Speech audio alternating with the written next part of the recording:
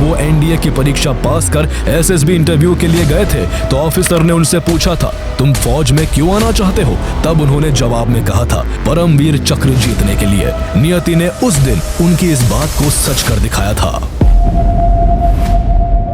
2 जुलाई को मनोज पांडे को 30 जवानों के साथ उस बंकर एरिया को न्यूट्रलाइज करने के लिए भेजा जहां से सबसे ज्यादा हैवी फायरिंग हो रही थी और 40 सैनिकों की दूसरी टीम को लेकर कर्नल ललित राय खुद खालूबार टॉप कैप्चर करने के लिए आगे बढ़ने लगे। कर्नल ललित राय की टीम में शामिल हो गए। भारतीय जवानों के आगे बढ़ने के लिए पाकिस्तानी बंकरों से हो रही लगातार गोलीबारी और उसकी मशीन गन पोस्टों को डिस्ट्रॉय करना बेहद जरूरी था। इसलिए भारतीय तोपों ने खालूबार की ऊंचाइयों पर बने दुश्मनों के बंकरों को गोलों से टारगेट करना शुरू कर दिया। इससे पाकिस्तानियों की सप्लाई और कम्युनिकेशन लाइन टूट गई और वो अब सीमा पार बैठे अपने आकाओं से बात नहीं कर पा रहे थे।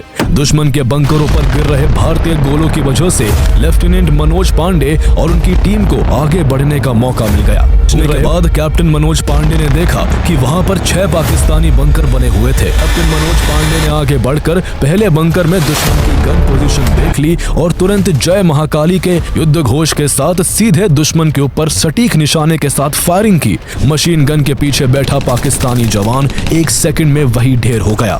इसके साथ ही कैप्टन मनोज पांडे ने तेजी से एक ग्रेनेड पाकिस्तान सेना के उस पहले बंकर पर फेंका, जिससे बंकर सहित उसमें मौजूद पाकिस्तानी सोल्जर भी वही ढेर हो गए। लेकिन मनोज पांडे यही नहीं रुके, वो चीते की तेजी से दूसरे बंकर की ओर लपक पड़े। लेकिन इस बार वो दुश्मन के इतने नजदीक पहुंच गए कि मुकाबला हैंड टू हैंड कॉम्बैट में बदल गया। वो अकेले 2 पाकिस्तानियों से भिड़ गए। उन्होंने झट से अपनी कमर से वो हथियार निकाला जो उनकी रेजिमेंट की पहचान थी। ये हथियार धारदार खुखरी थी, जिसे थामने से वो सेना में जुड़ते वक्त हिचकिचाए थे। कुछ साल पहले जब उनकी ज्वाइनिंग के वक्त उन्हें गोरखा राइफल की परंपराओं के अनुसार एक बकरे की बलि देनी पड़ी थी, तो मनोज जो एक स्ट्रिक्ट वेजिटेरियन थे, उस दिन बेहद असहज महसूस कर रहे थे।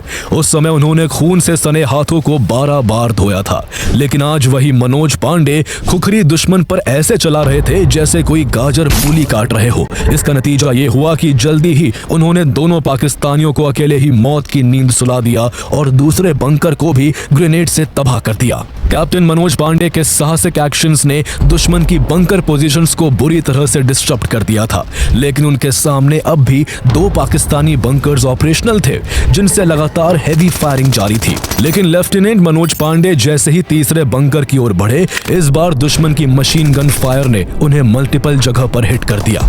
उनके कंधे, जांग और बाह में गोलियां लगी। शरीर से लगातार खून बह रहा था, लेकिन इसके बावजूद भारत माता का ये वीर सपूत अपनी आखिरी सांस तक हार मानने को तैयार नहीं था। उनकी लीडरशिप देखकर बाकी जवानों में भी एक नई ऊर्जा भर गई। साथ ही सैनिकों ने तुरंत आगे बढ़कर पाकिस्तान के तीसरे बंकर को भी पूरी तरह तबाह कर दिया। गंभीर रूप से घायल होने के बावजूद खून से लथपथ कैप्टन मनोज पांडे अपने जवानों को लीड करते हुए चौथे बंकर की ओर बढ़े। उन्होंने अपनी बची हुई ताकत जुटाकर एक ग्रेनेड निकाला और उसे चौथे बंकर की ओर फेंक दिया। वहां जोरदार धमाका हुआ और चौथा बंकर भी तबाह हो गया। लेकिन ठीक उसी वक्त दुश्मन की मशीन गन से चली 4 गोलियां उनके हेलमेट को चीरती हुई उनके सर में घुस गई और लेफ्टिनेंट मनोज कुमार पांडे 24 साल की छोटी सी उम्र में वीर गति को प्राप्त हो गए। शहीद होने से पहले उनकी टीम ने उनका आखिरी आदेश सुना। मनोज ने नेपाली में कहा था, न छोड़नू। इन शब्दों का अर्थ था, इन्हें मत छोड़ना। ये कितना बड़ा जज्बा है कि जिंदगी की आखिरी सांस में भी वो अपने जवानों को लड़ते रहने के लिए मोटिवेट कर रहे थे। उनके इस आदेश ने गोरखा जवानों की हिम्मत को 100 गुना बढ़ा दिया। इसका अंजाम ये हुआ कि भारतीय जवानों ने उस दिन बंकर एरिया से एक भी पाकिस्तानी सैनिक को भागने का मौका नहीं दिया। दुश्मन को चुन चुन कर मौत के घाट उतारा गया और 3 जुलाई को बंकर एरिया पाकिस्तान के सैनिकों से बिल्कुल आजाद हो गया। लेफ्टिनेंट मनोज कुमार पांडे के अदम्य साहस और शौर्य के प्रदर्शन के लिए उन्हें मरणोपरांत भारत का सबसे बड़ा सैन्य सम्मान परमवीर चक्र दिया गया।